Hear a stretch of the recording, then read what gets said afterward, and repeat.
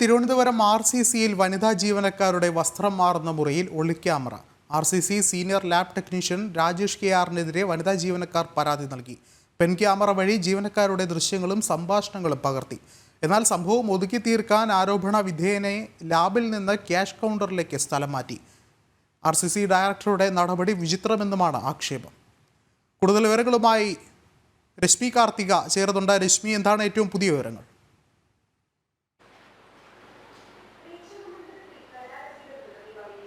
വിഷ്ണു, സംസ്ഥാനത്ത് തന്നെ ഏറ്റവും പ്രധാനപ്പെട്ട ആശുപത്രി ആണ് RCC റീജിയണൽ ക്യാൻസർ സെന്റർ. ഇവിടെയാണ് സ്ത്രീകൾക്ക് യാതൊരു തരത്തിലുള്ള സുരക്ഷയും ഇല്ലാത്തൊരു സംഭവം നടന്നിരിക്കുന്നത്. സ്ത്രീകളുടെ വിശ്രമ മുറിയിൽ, അവർ വസ്ത്രം മാറുന്ന മുറിയിൽ നിന്നാണ് പെൻ ക്യാമറ കണ്ടെത്തിയിരിക്കുന്നത്. അവർ വിശ്രമിക്കുകയും വസ്ത്രം മാറുകയും സംസാരിക്കുകയും ഒക്കെ ചെയ്യുന്ന സ്ഥലത്ത് നിന്ന് അവരുടെ ദൃശ്യങ്ങളും സ്വകാര്യ സംഭാഷണങ്ങളും ഒക്കെ ഈ ക്യാമറയിൽ പകർത്തി എന്നുള്ളതാണ് ഈ പരാതിയിൽ പറയുന്നത്. 3 മാസം മുൻപാണ് ഈ സംഭവം നടക്കുന്നത്.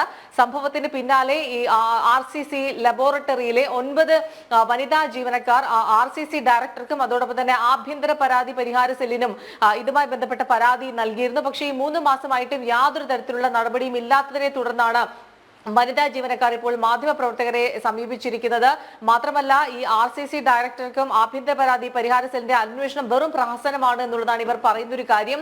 ഇയാൾ ഈ ദൃശ്യങ്ങളും അതോടൊപ്പം തന്നെ സംഭാഷണങ്ങളും ഒക്കെ ക്യാമറയിൽ പകർത്തിയതിനു ശേഷം അത് വാട്സപ്പ് ഗ്രൂപ്പുകളിലൂടെ പ്രചരിപ്പിക്കുകയാണ് ചെയ്തത്. മാത്രമല്ല, താനാണ് ഈ ദൃശ്യങ്ങൾ പകർത്തിയത് എന്നുള്ളത് പരാതിക്കാരോട് നേരിട്ട് ഈ സഹപ്രവർത്തകനായിട്ടുള്ള രാജേഷ്, അയാൾ സീനിയർ ലാബ് ടെക്നീഷ്യൻ ആണ്, ഇയാൾ തുറന്ന് സമ്മതിക്കുകയും ചെയ്തിട്ടുണ്ട്. വലിയ രീതിയിൽ വിമർശനം ഉയർന്ന സമയത്ത് ഇയാളെ ഇത്തരത്തിലൊരു സ്ഥലം മാറ്റി. പക്ഷേ അത് ലാബ് ടെക്നീഷ്യൻ ആയിട്ടുള്ള രാജേഷിനെ മാറ്റിയിരുത്തിയത് ക്യാഷ് കൗണ്ടറിലേക്കാണ്.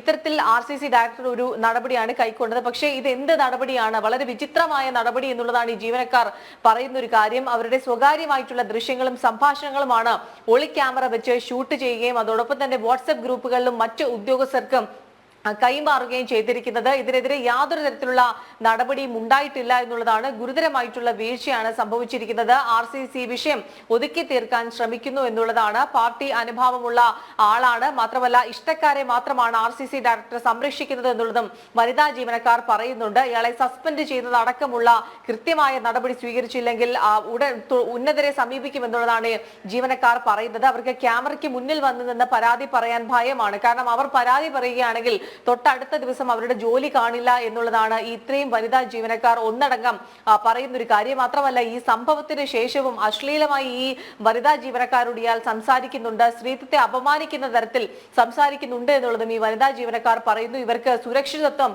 ആവശ്യമാണ് എന്നുള്ളതാണ് ഇവർ മുന്നോട്ട് വയ്ക്കുന്ന ആവശ്യം. ഏതായാലും ഈ വിഷയത്തിൽ RCC ഡയറക്ടറുടെ വിചിത്രമായ നടപടിയും പ്രതിക്ക് സംരക്ഷണം ഒരുക്കുന്നതുമാണ് വളരെ വളരെ വിചിത്രമായി തോന്നുന്നത് എന്നുള്ളതാണ് ഈ ജീവനക്കാർ പറയുന്നത്. വിഷ്ണു, ശരി, രശ്മി കാർത്തികയാണ് വിവരങ്ങൾ നൽകിയത്.